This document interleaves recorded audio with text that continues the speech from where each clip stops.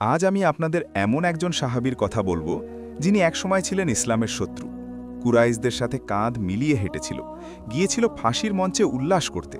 কিন্তু সেই ফাঁসির মঞ্চেই তার জীবন বদলে গিয়েছিল চিরতরে। তার নাম সাঈদ ইবনে আমের আল জুমাহি রাদিয়াল্লাহু তাআলা আনহু, রাসূলুল্লাহ সাল্লাল্লাহু আলাইহি ওয়াসাল্লামের প্রিয় সাহাবী। আজকের এই গল্প শুনলে আপনার বুক ভারী হয়ে আসবে, চোখে পানি আসবে। শেষ পর্যন্ত থাকুন। প্রিয় দর্শক, সাঈদ ইবনে আমের রাদিয়াল্লাহু তাআলা আনহু ছিলেন মক্কার কুরাইশ বংশের জুমাহি গোত্রের এক তরুণ। ইসলাম গ্রহণের আগে তিনি ছিলেন অন্য সব কুরাইশ যুবকদের মতোই। জীবন উপভোগ করতেন, বন্ধুদের সাথে আড্ডা দিতেন, উৎসবে যেতেন, নেতাদের ছায়ায় থাকতেন। কুরাইশরা যখন কাউকে শত্রু মনে করত, সেও তাদের শত্রু মনে করত। কুরাইশরা যখন মুসলিমদের ঘৃণা করত, সেও করত। সেটাই ছিল তার দুনিয়া।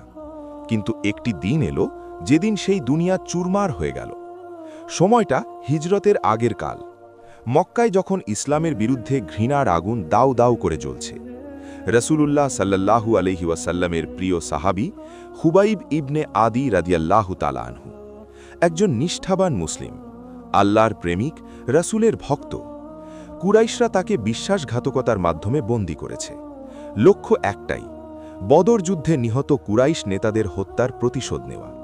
তাকে নিয়ে যাওয়া হচ্ছে তানিম নামক স্থানে, শহর থেকে একটু দূরে, যেখানে জনসমক্ষে হত্যা করা হবে। সেদিন সকালে মক্কার রাস্তায় মানুষের ঢল। নারী এসেছে, পুরুষ এসেছে, শিশুরা এসেছে, বৃদ্ধরা এসেছে।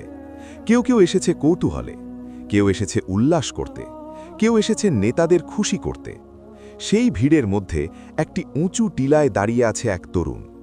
চোখ দুটো উজ্জ্বল, বুকে উত্তেজনা। এই উৎসব দেখবে বলে সে এসেছে। তার নাম সাঈদ ইবনে আমের। এরপর যা হলো তা বর্ণনা করতে গেলে বুক ভারী হয়ে আসে। খুবাইব ইবনে আদি রাদিয়াল্লাহু তাআলা আনহুকে নিয়ে আসা হলো। হাতে শিকল, পায়ে শিকল, চারদিকে হাজারো মানুষ, করতালি, চিৎকার, উল্লাস। কিন্তু শিকল পরা সেই মানুষটির মুখে ভয় নেই, কাকুতি নেই, আতঙ্ক নেই, বরং তার মুখে এক অদ্ভুত শান্তি, এক অপার্থিব প্রশান্তি। মৃত্যু তার দরজায় দাঁড়িয়ে, কিন্তু তিনি যেন মৃত্যুকে ভয় পাচ্ছেন না, বরং যেন অপেক্ষা করছেন কোনো প্রিয় অতিথির জন্য। আল্লাহ তাআলা বলেছেন, ওয়ালা তাহসাবান্নাল্লাযীনা কুতিলু ফী সাবিলিল্লাহি আমওয়াতান বাল আহইয়াউন ইনদা রাব্বিহিম ইউরযাকুন। সূরা আল ইমরান ১৬৯। আল্লাহর পথে যারা নিহত হয় তাদের মৃত মনে করো না, বরং তারা জীবিত, তাদের রবের কাছে রিজিক প্রাপ্ত। খুবাইব রাদিয়াল্লাহু তাআলা আনহু এই সত্যটা বিশ্বাস করতেন, শুধু মুখে নয়, সমস্ত অস্তিত্ব দিয়ে। এবং সেই বিশ্বাসই তার মুখে এনেছিল সেই অবিশ্বাস্য শান্তি। ফাঁসির মঞ্চে দাঁড়িয়ে তিনি শান্তভাবে অনুমতি চাইলেন না, প্রাণভিক্ষা চাননি, না, কান্নাকাটি করেননি। তিনি শুধু বললেন, তোমরা অনুমতি দিলে ফাঁসি দেওয়ার আগে আমি ২ রাকাত নফল নামাজ আদায় করতে চাই। টিলার ওপরে দাঁড়ানো সাঈদ ইবনে আমের থমকে গেল। হাজারো মানুষের মাঝে সে, কিন্তু মুহূর্তের জন্য মনে হলো সে একা। এই মানুষটা কি জানে না তাকে এখনই মরতে হবে? তবুও সে নামাজ পড়তে চাইছে। কোন শক্তি এই মানুষের ভেতরে? অনুমতি পেলেন, এবং তারপর খুবাইব রাদিয়াল্লাহু তাআলা আনহু কিবলামুখী হলেন, তাকবীর বললেন, শুরু করলেন নামাজ। প্রিয় দর্শক, সেই মুহূর্তটা একটু অনুভব করুন। হাজার মানুষের ভিড়, চিৎকার, হট্টগোল, ঘৃণার উত্তাপ। কিন্তু সেই মানুষটি যেন সব থেকে আলাদা হয়ে গেলেন, যেন এই দুনিয়ার কোলাহল তার কাছে পৌঁছাচ্ছে না। তিনি দাঁড়িয়ে আছেন শুধু তার আল্লাহর সামনে। কি রুকু, কি সিজদা! ধীরে ধীরে, স্থিরভাবে, প্রশান্তিতে। মৃত্যুর ছায়ায় দাঁড়িয়েও তার নামাজ ছিল দুনিয়ার সবচেয়ে সুন্দর নামাজ। নামাজ শেষ করে তিনি উপস্থিত সবার উদ্দেশ্যে বললেন, ওয়াল্লাহি লাউলা আন তাযুন্নু আন্নী আতালতুস সলাতা মিনাল মাসাউইতি লাস্তাকথারতু মিনাস সলাহ। আল্লাহর শপথ, আমি মৃত্যুর ভয়ে নামাজ দীর্ঘায়িত করছি, তোমরা এই ধারণা করবে বলে মনে না হলে আমি আমার নামাজ আরও অনেক দীর্ঘ করে পড়তাম। প্রিয় দর্শক, মৃত্যুর আগে শেষ কথা, এবং সেই শেষ কথাই তিনি বললেন, আমি নামাজ দীর্ঘ করতে চাইছিলাম। তার কাছে মৃত্যু নয়, আল্লাহর সামনে দাঁড়ানোটা ছিল বড়। এরপর শুরু হলো যা তা ভাষায় প্রকাশ করা কঠিন। কাফেররা তাকে জীবিত অবস্থায় অঙ্গহানি করতে শুরু করল, এক এক করে কেটে কেটে বিচ্ছিন্ন করতে লাগল। তারা চাইছিল একটাই, রাসূলুল্লাহ সাল্লাল্লাহু আলাইহি ওয়াসাল্লামের বিরুদ্ধে একটি কথা বলুক, একটি কথা, তাহলেই মুক্তি। তারা বলল, তুমি কি রাজি আছো যদি তোমাকে ছেড়ে দিয়ে তোমারই উপস্থিতিতে তোমার পরিবর্তে মোহাম্মদকে হত্যা করি? সারা শরীর থেকে রক্ত ঝরছে, অসহ্য যন্ত্রণা, কিন্তু সেই রক্তাক্ত মানুষটির কণ্ঠ থেকে বের হল এক দৃঢ় অবিচল উত্তর, আল্লাহর শপথ, মুহাম্মদ সাল্লাল্লাহু আলাইহি ওয়াসাল্লামকে হত্যার বিনিময়ে আমি মুক্তি পেয়ে আমার পরিবার পরিজনের নিকট নিরাপদে ফিরে যাওয়া তো দূরের কথা, পথে হেঁটে যেতে তার পায়ে একটি কাঁটার আঁচড় লাগুক তাও আমি সহ্য করতে পারব না। মুনাফিকি জীবন থেকে শহীদি মৃত্যু আমার কাছে অনেক উত্তম।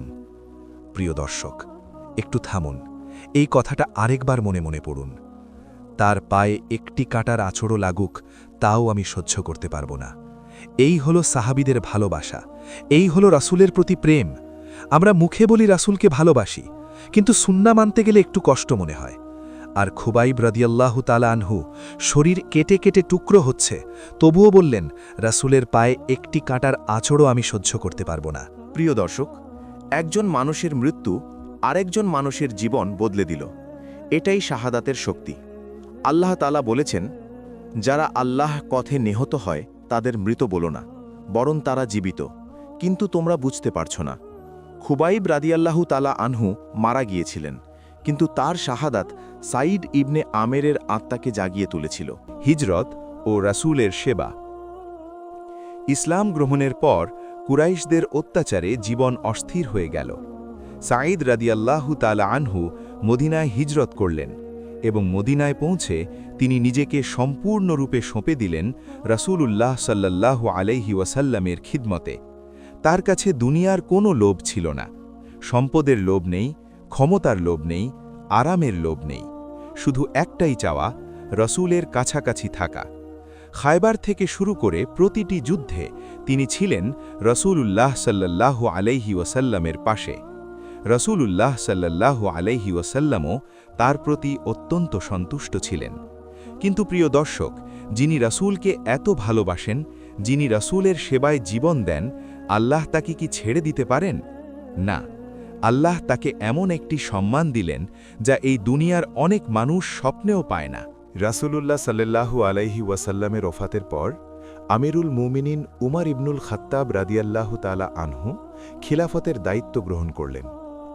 এই সেই উমর যাকে রাসূলুল্লাহ সাল্লাল্লাহু আলাইহি ওয়াসাল্লাম বলেছিলেন, আমার পরে যদি কোনো নবী হতেন তিনি হতেন উমর। তিরমিজি। এমন এক মহামানব খিলাফতের ভার কাঁধে নিয়েছেন, আর সেই মুহূর্তে সাঈদ রাদিয়াল্লাহু তাআলা আনহু তার কাছে গেলেন এবং এমন কিছু কথা বললেন যা ইতিহাসের পাতায় স্বর্ণাক্ষরে লেখা আছে। তিনি বললেন, হে আমিরুল মুমিনিন, আমি আপনাকে পরামর্শ দিচ্ছি, মানুষের অধিকার আদায়ের ব্যাপারে আল্লাহর কাছে জবাবদিহির ভয় করুন। আল্লাহর নির্দেশ পালন করতে গিয়ে কাউকে ভয় পাবেন না। সাবধান, কথায় ও কাজে কখনো বৈপরীতা রাখবেন না, কারণ কথা অনুযায়ী যে কাজ করা হয় সেটাই উত্তম কাজ। আপনাকে খলিফা নিযুক্ত করা হয়েছে মানুষের কল্যাণের জন্য, তাই তাদের সামগ্রিক অগ্রগতির জন্য নিজেকে কুরবান করুন। আপনিও আপনার পরিবারের জন্য যা পছন্দ করেন তাদের জন্য তা পছন্দ করুন, আর নিজের জন্য যা অপছন্দ তাদের জন্য অপছন্দ করুন। বাধার পাহাড় অতিক্রম করতে হলেও সেই পথে প্রতিষ্ঠিত থাকুন। আল্লাহর জন্য কারো সমালোচনাকে ভয় পাবেন না। প্রিয় দর্শক, এটা শুধু উপদেশ নয়, এটা একজন মানুষের জীবনের নির্যাস। যিনি নিজে এভাবে জীবন কাটিয়েছিলেন তিনি এই কথা বলতে পারেন। উমর রাদিয়াল্লাহু তাআলা আনহু গভীরভাবে প্রভাবিত হলেন। বললেন, হে সাঈদ, এই গুরু দায়িত্ব কি আমার মতো ব্যক্তির পক্ষে পালন করা সম্ভব? সাঈদ দৃঢ় কণ্ঠে জবাব দিলেন, অবশ্যই সম্ভব। আপনার মতো মহান মানুষকে আল্লাহর রাসূল উম্মতের নেতৃত্ব দিয়েছেন। আল্লাহর সাহায্য থেকে আপনি বঞ্চিত হবেন না। হিমসের গভর্নর, এক অনিচ্ছুক নেতা। উমর ফারুক রাদিয়াল্লাহু তাআলা আনহু সাঈদ রাদিয়াল্লাহু তাআলা আনহুর মেধা, যোগ্যতা ও ক্ষুধাভীতি সম্পর্কে পূর্ণ ধারণা রাখতেন। তিনি সিদ্ধান্ত নিলেন সাঈদকে হিমসের গভর্নর নিযুক্ত করবেন। সাঈদকে ডাকলেন, প্রস্তাব দিলেন, এবং তখন যা হলো তা আজকের দুনিয়ার মানুষদের কাছে অবিশ্বাস্য মনে হবে।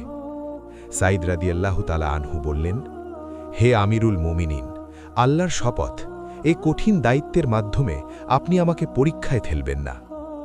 প্রিয় দর্শক, আজকের দুনিয়ায় ক্ষমতার জন্য মানুষ কি না করে, মিথ্যা বলে, প্রতারণা করে, মানুষকে পেছনে ফেলে। আর এই মানুষটি ক্ষমতা দেওয়া হচ্ছে, তিনি বলছেন, না, চাই না। ওমর রাদিয়াল্লাহু তাআলা আনহু একটু রাগান্বিত হলেন, বললেন, ইয়াহকুমু ওয়াদাতুম হাদাল আমরা ফি উনুকি সুম্মা তাখাল্লাইতুম আন্নি ওয়াল্লাহি লা আদাহুকা। কি আশ্চর্য, তোমরা আমাকে খিলাফতের এই কঠিন দায়িত্ব দিয়ে নিজেরা মুক্ত থাকতে চাও। আল্লাহর শপথ, আমি এক মুহূর্তের জন্য তোমাকে অব্যাহতি দিতে পারি না। সাঈদ রাদিয়াল্লাহু তাআলা আনহু মেনে নিলেন, হিমসের গভর্নর হলেন, এবং রওনার আগে উমর রাদিয়াল্লাহু তাআলা আনহু বললেন তার জন্য বিশেষ মাসিক ভাতা নির্ধারণ করবেন। সাঈদ বললেন, হে আমিরুল মুমিনিন, সাধারণ নাগরিক হিসেবে যে ভাতা পাচ্ছি তাই আমার জন্য যথেষ্ট।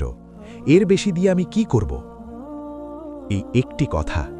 এই একটি কথায় বোঝা যায় এই মানুষটি কেমন। সাঈদ রাদিয়াল্লাহু তাআলা আনহু হিমসে গেলেন, দায়িত্ব নিলেন এবং সুচারুভাবে পালন করতে শুরু করলেন। কিন্তু তার নিজের ঘরে কি অবস্থা? সেই ঘরে কোনো খাদেম নেই, কোনো চাকরানি নেই। গভর্নর নিজেই পরিবারের রান্নার জন্য আটা মেখে রুটি বানান। গভর্নরের পরনে মাত্র একটি পোশাক, এবং অনেক সময় সেই পরিবারে দিনের পর দিন রান্না হয় না, চুলায় আগুন জ্বলে না। প্রিয় দর্শক, এই কথা শুনে ওমর ফারুক রাদিয়াল্লাহু তাআলা আনহু কাঁদলেন। শুধু চোখ ভিজল না, চোখের পানিতে তার দাড়ি মোবারক পর্যন্ত ভিজে গেল। সেই ওমর কাঁদলেন যাকে দেখে শয়তান পথ ছেড়ে দেয়। সেই মহান মানুষটি কাঁদলেন কারণ তিনি বুঝলেন এই উম্মতে এখনও এমন মানুষ আছে, এমন মানুষ যার হাতে ক্ষমতা কিন্তু পেটে ক্ষুধা, যিনি দিতে পারেন কিন্তু নিজের জন্য নেন না। উমর রাদিয়াল্লাহু তাআলা আনহু সিদ্ধান্ত নিলেন, 1000 স্বর্ণমুদ্রা একটি থলেতে ভরে প্রতিনিধি দলকে দিলেন। বললেন, সাঈদকে আমার সালাম পৌঁছাবেন এবং বলবেন, আমিরুল মুমিনিনের পক্ষ থেকে আপনার পরিবারের প্রয়োজন পূরণের জন্য বিশেষভাবে এগুলো পাঠানো হয়েছে। প্রতিনিধিরা হিমসে ফিরলেন। গভর্নর সাঈদ রাদিয়াল্লাহু তাআলা আনহুর সামনে থলেটি রাখলেন, খুললেন। ঝলমলে স্বর্ণমুদ্রা, 1000টা। এখন সংসারের সব অভাব মিটে যাবে, ঘরে খাবার আসবে, একজন কাজের মানুষ রাখা যাবে। তাহলে সাঈদ রাদিয়াল্লাহু তাআলা আনহু কি করলেন? খুশি হলেন? আলহামদুলিল্লাহ বললেন? না, তিনি সেই স্বর্ণমুদ্রার দিকে তাকালেন এবং বললেন, ইন্না লিল্লাহি ওয়া ইন্না ইলাইহি রাজিউন। এই কথাটা আমরা বলি মানুষ মারা গেলে, বিপদ এলে, কিন্তু সাঈদ রাদিয়াল্লাহু তাআলা আনহু বললেন 1000 স্বর্ণমুদ্রা দেখে। তার স্ত্রী ভয় পেলেন। আপনার কি হয়েছে? মদিনা থেকে প্রতিনিধিরা কি আমিরুল মুমিনিনের মৃত্যু সংবাদ নিয়ে এসেছে? সাঈদ বললেন, তার চেয়েও ভয়ানক। স্ত্রী আরও চিন্তিত হলেন, তাহলে কি মুসলিম বাহিনী যুদ্ধে পরাজিত হয়েছে? সাঈদ বললেন, তার চেয়েও ভয়ানক। স্ত্রী আর থাকতে পারলেন না। তাহলে কি হয়েছে বলুন? সাঈদ রাদিয়াল্লাহু তাআলা আনহু ধীরে ধীরে বললেন, দাখালাত আলাইয়া দুনিয়া লিতুফসিদা আখিরাতি ওয়া হাল্লাতিল ফিতনাতু ফি বাইতি। আখেরাতকে বরবাদ করার জন্য দুনিয়া আমার ঘরে ঢুকে পড়েছে এবং আমার পরিবারকে ফিতনার সম্মুখীন করেছে। প্রিয় দর্শক, এখানে একটু থামুন। 1000 স্বর্ণমুদ্রা দেখে তিনি বললেন, দুনিয়া আমার ঘরে ঢুকে পড়েছে। মানুষ তো সারা জীবন সম্পদের পেছনে ছোটে, আর এই মানুষটি সম্পদ দেখে বললেন, বিপদ এসেছে। কারণ তিনি জানতেন আল্লাহর রাসূল সাল্লাল্লাহু আলাইহি ওয়াসাল্লাম বলেছেন, দুনিয়ার ভালোবাসা প্রতিটি পাপের মূল। বাইহাকি। স্ত্রী বললেন, তাহলে এই মুসিবত থেকে মুক্তি পান। সাঈদ জিজ্ঞেস করলেন, এ ব্যাপারে কি তুমি আমাকে সাহায্য করবে? স্ত্রী বললেন, অবশ্যই করব। এরপর সাঈদ রাদিয়াল্লাহু তাআলা আনহু সেই 1000 স্বর্ণমুদ্রা নিলেন, ভিন্ন ভিন্ন থলিতে ভাগ করলেন, পরিবারের একজনকে ডেকে বললেন, এগুলো অমুক গোত্রের বিধবাদের কাছে দিয়ে আসো, এগুলো অমুক গোত্রের ইয়াতীম সন্তানের, এগুলো অমুক বংশের দুস্থ মানুষদের, এগুলো ফকির মিসকিনদের মাঝে বিতরণ করে দাও। সব গেল, একটি মুদ্রাও রাখলেন না। নিজের জন্য নিলেন না, পরিবারের জন্য রাখলেন না। 1000 স্বর্ণমুদ্রা অন্যদের হাতে পৌঁছে গেল। আল্লাহ তাআলা বলেছেন, লান তানালুল বিররা হাত্তা তুনফিকু মিম্মা তুহিব্বুন ওয়ামা তুনফিকু মিন শাইইন ফাইন্নাল্লাহা বিহি আলিম। সূরা আল ইমরান 92 নম্বর আয়াত। তোমরা কখনো পুণ্য লাভ করতে পারবে না যতক্ষণ না তোমরা যা ভালোবাসো তা থেকে ব্যয় করো, এবং তোমরা যা কিছু ব্যয় করো আল্লাহ তা সম্পর্কে সম্যক অবহিত। প্রিয় দর্শক, আমরা আজকে দেখলাম একজন মানুষকে যিনি ক্ষমতায় থেকেও ক্ষমতার মোহ থেকে মুক্ত ছিলেন, যিনি সম্পদ পেয়েও সম্পদের প্রতি আকৃষ্ট হননি। কিন্তু এখানেই শেষ নয়। পরের পর্বে উমর ফারুক রাদিয়াল্লাহু তাআলা আনহু নিজেই হিমসে এলেন। জনগণ সাঈদের বিরুদ্ধে এক এক করে 4টি অভিযোগ দাঁড় করালো, এবং সেই 4টি অভিযোগের জবাব শুনলে আপনার বুক ভেঙে যাবে। শেষ পর্বটি মিস করবেন না। ভিডিওটি এখনই লাইক করুন, চ্যানেল সাবস্ক্রাইব করুন। আল্লাহ হাফিজ। প্রিয় দর্শক, এই 3 পর্বের সিরিজের আজ শেষ পর্ব। আল্লাহ তাআলা বলেছেন, মিনাল মুমিনিনা রিজালুন সাদাকু মা আহাদুল্লাহ আলাইহি ফামিনহুম মান ক্বাদা নাহবাহু ওয়া মিনহুম মান ইয়ানতাজির ওয়া মা বাদদালু তাবদীলা। মুমিনদের মধ্যে এমন মানুষ আছে যারা আল্লাহর সাথে যে প্রতিশ্রুতি দিয়েছিল তা পূর্ণ করেছে। তাদের কেউ শাহাদাত বরণ করেছে, কেউ অপেক্ষায় আছে, তারা কখনো বদলায়নি। সাঈদ ইবনে আমের রাদিয়াল্লাহু তাআলা আনহু ছিলেন এই আয়াতের জীবন্ত প্রতিচ্ছবি। ওমর ফারুক রাদিয়াল্লাহু তাআলা আনহু সিরিয়া যাওয়ার পথে হিমসে যাত্রা বিরতি করলেন। হিমস শহর সম্পর্কে একটু বলি। এই শহরের মানুষরা ছিলেন একটু বিশেষ ধরনের। তারা শাসকদের বিরুদ্ধে অভিযোগ করতে ভালোবাসতেন, এতটাই যে এই শহরকে বলা হতো ছোট কুফা। ওমর রাদিয়াল্লাহু তাআলা আনহু সেখানকার জনগণকে জিজ্ঞেস করলেন, তোমাদের গভর্নর সম্পর্কে কি বলবে? জনগণ প্রস্তুত ছিল। একে একে 4টি অভিযোগ পেশ করল। ওমর রাদিয়াল্লাহু তাআলা আনহু সাঈদ রাদিয়াল্লাহু তাআলা আনহু জানতেন সাঈদ কেমন মানুষ, কিন্তু তবুও এই অভিযোগগুলো শুনে তিনি বিচলিত হলেন এবং মনে মনে দোয়া করলেন, হে আল্লাহ, তুমি সাঈদের ব্যাপারে আমার সুধারণাকে বিলীন করে দিও না। তারপর গভর্নর সাঈদ এবং জনগণ সবাইকে একত্র করলেন। ওমর রাদিয়াল্লাহু তাআলা আনহু জিজ্ঞেস করলেন, গভর্নর সম্পর্কে তোমাদের প্রথম অভিযোগ কি? জনগণ বলল, তিনি প্রতিদিন দেরিতে দফতরে আসেন। ওমর রাদিয়াল্লাহু তাআলা আনহু সাঈদ রাদিয়াল্লাহু তাআলা আনহুর দিকে তাকালেন। সাঈদ কিছুক্ষণ চুপ থাকলেন, তারপর বললেন, আমিরুল মুমিনিন, আমি এই প্রশ্নের উত্তর দিতে পছন্দ করি না, কারণ এটা আমার একান্তই ব্যক্তিগত ব্যাপার, কিন্তু আপনার নির্দেশের কারণে বাধ্য হয়েই বলতে হচ্ছে। তারপর তিনি ধীরে ধীরে বললেন, আমার ঘরে কাজের কোনো খাদেম বা চাকরানি নেই, তাই প্রতিদিন সকালে আমি নিজে পরিবারের জন্য আটা মেখে খামির তৈরি করি। কিছুক্ষণ রাখতে হয় যাতে রুটি তৈরির উপযোগী হয়। তারপর রুটি বানাই, তারপর অজু করি, গোসল করি, তারপর দফতরের উদ্দেশ্যে রওনা হই। এই কারণে আসতে সামান্য বিলম্ব হয়। প্রিয় দর্শক, হিমস শহরের গভর্নর সকালে নিজে রুটি বানান কারণ ঘরে কোনো কাজের মানুষ নেই। এই জবাব শুনে কি কারো হৃদয় না কাঁদলে পারে? উমর রাদিয়াল্লাহু তাআলা আনহু বললেন, দ্বিতীয় অভিযোগ কি? জনগণ বলল, রাতে আমরা কোনো প্রয়োজনে গভর্নরকে ডাকলে তিনি সাড়া দেন না। সাঈদ রাদিয়াল্লাহু তাআলা আনহু এবারও বললেন যে এটা ব্যক্তিগত ব্যাপার, কিন্তু নির্দেশে বলতে হচ্ছে।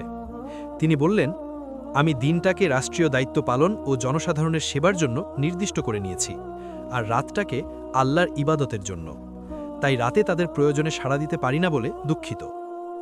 প্রিয় দর্শক, দিন মানুষের জন্য, রাত আল্লাহর জন্য, এটাই ছিল সাঈদ রাদিয়াল্লাহু তাআলা আনহুর জীবনের বিভাজন। আমরা কি একটু ভাবব আমাদের দিন কার জন্য, আমাদের রাত কার জন্য? আল্লাহ তাআলা বলেছেন, আলা বিযিক্রিল্লাহি তাতমাইন্নুল কুলুব, সূরা আর-রাদ 28। জেনে রাখো, আল্লাহর স্মরণেই অন্তর শান্তি পায়। সাঈদ রাদিয়াল্লাহু তাআলা আনহু রাতের বেলা আল্লাহর কাছেই তার শান্তি খুঁজতেন। উমর রাদিয়াল্লাহু তাআলা আনহু বললেন, তৃতীয় অভিযোগ কি? জনগণ বলল, মাসে একদিন তিনি দফতরে অনুপস্থিত থাকেন। সাঈদ রাদিয়াল্লাহু তাআলা আনহু জবাব দিলেন, আমিরুল মুমিনিন, আমার ঘরে কোনো কাজের লোক নেই, তাই মাসে একবার আমাকে নিজেই বাজার করতে হয়। আর পরনের এই পোশাকটি এটাই আমার একমাত্র পোশাক। মাসে যেদিন বাজার করি সেদিন এই পোশাকটি ধুই, শুকানো পর্যন্ত অপেক্ষা করতে হয়। তাই মাসে একদিন অনুপস্থিত থাকা ছাড়া আমার কোনো উপায় থাকে না। প্রিয় দর্শক, একটি মাত্র পোশাক, হিমসের গভর্নর, একটি মাত্র পোশাক। এই মানুষটির কথা মনে হলেই আমাদের আলমারি ভর্তি কাপড়ের কথা মাথায় আসে। আমরা কি কখনো একবারও ভাবি এত সব নিয়েও কেন আমরা শান্তিতে নেই? প্রিয় দর্শক, এখন শেষ অভিযোগ। এই জবাবটা শুনলে আপনার মনে হবে এই মানুষটা অন্য কোনো জগতের। জনগণ বলল, মাঝে মাঝে আমাদের গভর্নর এমনভাবে অজ্ঞান হয়ে পড়েন, পাশে থাকা মানুষজনকেও তিনি চিনতে পারেন না। উমর রাদিয়াল্লাহু তাআলা আনহু সাইদের দিকে তাকালেন। কি ব্যাপার সাইদ, এটা কেন হয়? সাইদ রাদিয়াল্লাহু তাআলা আনহু কিছুক্ষণ নীরব থাকলেন। তারপর আস্তে আস্তে কথা বলতে শুরু করলেন, এমনভাবে যেন এই কথাগুলো বলতে তার কষ্ট হচ্ছে। বলতে চাইছিলেন না, কিন্তু বলতে হচ্ছে। তিনি বললেন, হে আমিরুল মুকমিনিন, মুশরিক থাকা অবস্থায় যখন আমি ইসলামের শত্রু ছিলাম, সেই সময় আমি মক্কার এক বিশাল জনসমুদ্রের মাঝে খুবাইব ইবেন আদি রাদিয়াল্লাহু তাআলা আনহুর শাহাদাতের সেই ভয়াবহ দৃশ্য সচক্ষে দেখেছিলাম। কুরাইশরা জীবিত অবস্থায় তার অঙ্গ-প্রত্যঙ্গ তরবারি দিয়ে টুকরো টুকরো করছিল এবং বলছিল, তুমি কি রাজি যদি তোমাকে ছেড়ে দিয়ে তোমার পরিবর্তে মুহাম্মদকে হত্যা করি? উত্তরে খুবাইব রাদিয়াল্লাহু তাআলা আনহু বলেছিলেন, আল্লাহর শপথ, মুহাম্মদ সাল্লাল্লাহু আলাইহি ওয়াসাল্লামকে হত্যার বিনিময়ে আমি মুক্তি পেয়ে পরিবারের কাছে ফিরে যাওয়া তো দূরের কথা, পথে হেঁটে যেতে তার পায়ে একটি কাঁটার আঁচড় লাগুক তাও আমি সহ্য করতে পারব না। এখানে এসে সাইদ রাদিয়াল্লাহু তাআলা আনহুর কণ্ঠ ভারী হয়ে আসে। তিনি বলেন, হে আমিরুল মুমিনিন, এই দৃশ্যের কথা যখনই আমার মনে পড়ে তখনই আমার ভিতরে একটি প্রশ্ন জেগে ওঠে। সেই প্রশ্নটি আমাকে ভিতর থেকে পোড়ায়। সেই প্রশ্নটি হলো, কেন আমি সেদিন খুবাইব রাদিয়াল্লাহু তাআলা আনহুকে সাহায্য করিনি? কেন আমি সেদিন ওই নেতাদের পাশে দাঁড়িয়েছিলাম? কেন আমি সেদিন উল্লাস করেছিলাম? আল্লাহ কি আমাকে ক্ষমা করবেন? রাসূল সাল্লাল্লাহু আলাইহি ওয়াসাল্লাম কি আমাকে ক্ষমা করবেন? এই ভাবনা যখন আমাকে ঘিরে ধরে তখন আমি নিজেকে সামলাতে পারি না, সংজ্ঞা হারিয়ে ফেলি। প্রিয় দর্শক, এই কথাগুলো পড়তে পড়তে কি আপনার চোখে পানি আসছে? আমার আসছে। এই মানুষটি, যিনি মুশরিক থেকে মুসলিম হয়েছেন, যিনি সারা জীবন আল্লাহর পথে কাটিয়েছেন, যিনি গভর্নর হয়েও ক্ষুধার্ত থেকেছেন, যিনি হাজার স্বর্ণমুদ্রা দান করে দিয়েছেন, তিনি বছরের পর বছর পর অনুশোচনায় অজ্ঞান হয়ে যাচ্ছেন, শুধু কারণ তিনি একসময় একটি ভুল করেছিলেন এবং সেই ভুলের জন্য তিনি আল্লাহর কাছে ক্ষমা চাইতে চাইতে সংজ্ঞাহারা হয়ে পড়ছেন। এটাই সাহাবীদের তাকওয়া, এটাই আল্লাহ ভীরতা। এই কথা শুনে পুরো মজলিস স্তব্ধ হয়ে গেল। কেউ কথা বলতে পারছে না। এবং উমর ফারুক রাদিয়াল্লাহু তাআলা আনহু কাঁদলেন। সেই মহামানব কাঁদলেন। চোখের পানি মুছতে মুছতে বললেন, আলহামদুলিল্লাহ, সমস্ত প্রশংসা সেই আল্লাহর জন্য, যিনি সাঈদের ব্যাপারে আমার সুধারণাকে আরও একবার সত্যে পরিণত করেছেন। প্রিয় দর্শক, উমর ফারুক রাদিয়াল্লাহু তাআলা আনহু কাঁদলেন। এই মানুষটির কান্না দেখে আমরা বুঝতে পারি সাঈদ রাদিয়াল্লাহু তাআলা আনহু কত মহান মানুষ ছিলেন। মদিনায় ফেরার পর উমর রাদিয়াল্লাহু তাআলা আনহু আবার পাঠালেন 1000 স্বর্ণমুদ্রা। সাঈদ রাদিয়াল্লাহু তাআলা আনহু এবার পেলেন, দেখলেন। এবার তার স্ত্রীও খুশি হলেন, বললেন, আলহামদুলিল্লাহ, আপনার এই খিদমতের জন্য আল্লাহ আমাদের যে প্রাচুর্য দিয়েছেন সেজন্য তার প্রতি শুকরিয়া। এখন অন্তত কিছু খাবার মজুত করুন, একজন কাজের মানুষ রাখুন। সাঈদ রাদিয়াল্লাহু তাআলা আনহু মৃদু স্বরে বললেন, এর চেয়ে উত্তম কিছু কি তুমি চাও? স্ত্রী বললেন, কি? তিনি বললেন, আমরা এগুলো আল্লাহকে কর্জে হাসানা দান করতে চাই। স্ত্রী একটু থামলেন, তারপর বললেন, হ্যাঁ, তাই করুন, এতে আমরা উত্তম পুরস্কার পাব। এরপর সাঈদ রাদিয়াল্লাহু তাআলা আনহু সেই 1000 স্বর্ণমুদ্রা ভিন্ন ভিন্ন থলিতে ভাগ করলেন। পরিবারের একজনকে ডেকে বললেন, এগুলো অমুক গোত্রের বিধবাদের কাছে দিয়ে আসো, এগুলো অমুক গোত্রের ইয়াতিম সন্তানের, এগুলো অমুক বংশের দুস্থ মানুষের, এগুলো ফকির মিসকিনদের মাঝে বিতরণ করে দাও। সব শেষ, আবার কিছু রইল না। আল্লাহ তাআলা বলেছেন, ওয়ামা তুনফিকু মিন খাইরিন ফালি আনফুসিকুম ওয়ামা তুনফিকু ইল্লা ইবতিগা ওয়াজহিল্লাহ। তোমরা যা কিছু ভালো ব্যয় করো তা তোমাদের নিজেদের জন্যই, এবং তোমরা তো শুধু আল্লাহর সন্তুষ্টির জন্যই ব্যয় করো। প্রিয় দর্শক, 3 পর্বে আমরা একজন মানুষের জীবনের 3টি অধ্যায় দেখলাম। প্রথম অধ্যায়, একটি ফাঁসির মঞ্চ তার হৃদয় পাল্টে দিল, কাফির থেকে হলেন মুসলিম। দ্বিতীয় অধ্যায়, গভর্নর হয়েও ঘরে চুলা জ্বলে না, 1000 স্বর্ণমুদ্রা পেয়ে বললেন বিপদ এসেছে এবং সব বিতরণ করে দিলেন। তৃতীয় অধ্যায়, 4টি অভিযোগের প্রতিটি জবাবে প্রমাণ হল এই মানুষটির জীবনের প্রতিটি মুহূর্ত শুধু আল্লাহর জন্য। ঐতিহাসিকরা তার সম্পর্কে বলেছেন, সাঈদ ইবনে আমের এমন মহান ব্যক্তি যিনি দুনিয়ার বিনিময়ে আখিরাত ক্রয় করে নিয়েছেন। সমস্ত লোভ লালসার চাইতে তিনি আল্লাহ ও তার রাসূলকে অগ্রাধিকার দিয়েছেন। প্রিয় দর্শক, এই গল্পটা শুনে একটু নিজেকে প্রশ্ন করুন, আমি কি দুনিয়ার বিনিময়ে আখিরাত কিনতে পারব? আমি কি ক্ষমতায় থেকে নিজেকে সামলাতে পারব? আমি কি পেয়েও দিতে পারব? আল্লাহ তাআলা বলেছেন, ইয়া আইয়ুহাল্লাযীনা আমানুত্তাকুল্লাহা ওয়ালতানজুর নাফসুম মা কদ্দামাত লিগাদিন ওয়াত্তাকুল্লাহ ইন্নাল্লাহা খাবীরুম বিমা তা'মালুন। হে মুমিনগণ, আল্লাহকে ভয় করো এবং প্রতিটি আত্মা যেন ভেবে দেখে সে আগামীকালের জন্য কি পাঠিয়েছে। আল্লাহকে ভয় করো, নিশ্চয়ই আল্লাহ তোমাদের কাজ সম্পর্কে সম্যক অবগত। আগামীকাল মানে আখিরাত। আমরা সেই আখিরাতের জন্য কি পাঠাচ্ছি? প্রিয় দর্শক, আল্লাহ সুবহানাহু ওয়া তাআলার কাছে দোয়া করি, আল্লাহ আমাদের সাঈদ ইবনে আমের রাদিয়াল্লাহু তাআলা আনহুর মতো ঈমান দান করুন। আল্লাহ আমাদের দুনিয়ার মোহ থেকে মুক্ত করুন। আল্লাহ আমাদের মৃত্যুর আগে তওবা করার তৌফিক দিন। আমিন। এই 3 পর্বের সিরিজটা যদি আপনার হৃদয় একটুও স্পর্শ করে থাকে, তাহলে এখনই ভিডিওটি শেয়ার করুন। কারণ রাসূলুল্লাহ সাল্লাল্লাহু আলাইহি ওয়াসাল্লাম বলেছেন, যে ব্যক্তি কোনো ভালো কাজের দিকে পথ দেখায় সে ওই কাজকারীর সমান সওয়াব পায়। মুসলিম। একটি শেয়ার হয়তো কারো জীবন বদলে দিতে পারে, যেমন খুবাইব রাদিয়াল্লাহু তাআলা আনহুর শাহাদাত সাঈদের জীবন বদলে দিয়েছিল। চ্যানেল সাবস্ক্রাইব করুন, কমেন্টে জানান এই 3 পর্বের কোন মুহূর্তটা আপনাকে সবচেয়ে বেশি ছুঁয়ে গেছে। আল্লাহ আমাদের সবাইকে কবুল করুন। ওয়াসসালামু আলাইকুম ওয়া রাহমাতুল্লাহি ওয়া বারাকাতুহু।